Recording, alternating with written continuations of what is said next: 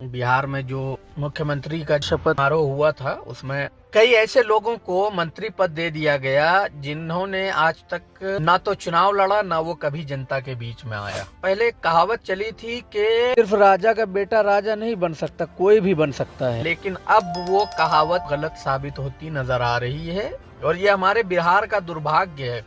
और ये दुर्भाग्य क्या है कि मैं बहुत पीड़ा के साथ मैं कह रहा हूँ कि हमारे बिहार की जनता मूर्ख नहीं महामूर्ख है, क्योंकि उन्होंने उनको खुद ला करके सामने खड़ा किया है। देखो, उनको मंत्री पद इसलिए मिला कि उनके बाप मंत्री थे और हम जनता को क्या मिलेगा? उनके पीछे चलने का सौभाग्य मिलेगा। हम अपने अपने धर्म का झंडा लेकर के उनके पीछे चलेंगे। और पीछे पीछे चलने का मतलब ये नहीं है कि वो हमारे आगे चलेंगे, नहीं, वो सिर्फ हमको हुक्म देंगे और हम उनके लिए काम करेंगे।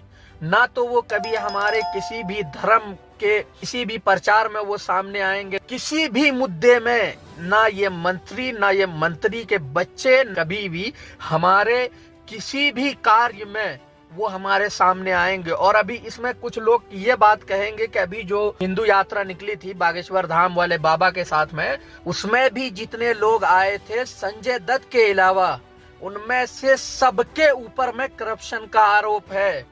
और उनमें से शिल्पा शेट्टी जो आकर के कह रही थी कि मैं तो क्षत्रिय हूँ, मैं हिंदू हूँ, उनके पति पर अश्लील वीडियो बनाने का, जो कि हिंदुस्तान के अंदर में बैन है, वो वीडियो बनाने का उनके ऊपर में आरोप लगा है। खुद शिल्पा शेट्टी पर 60 करोड़ का आरोप लगा हुआ है। ये जो हमारे क्रिकेटर जो आए थे उनपे भी 6 करोड़ का स्कैम का आरोप लगा हुआ है। ये अपनी सिर्फ छवि चमकाने के लिए आए थे, क्योंकि लोगों को पता है अगर आप अपने आप को कट्टर हिंदू साबित करते हैं तो बीजेपी पूरी तरह से आपको सुरक्षित रखेगी, क्योंकि बीजेपी वॉशिंग मशीन है। और जो अभी हमारे बिहार में हुआ है ये हमारा दुर्भाग्य है। बिहार की जनता मूर्ख नहीं महामूर्ख है, जिनको अभी भी ये नहीं समझ में आ रहा है कि उनके साथ में क्या हो रहा है।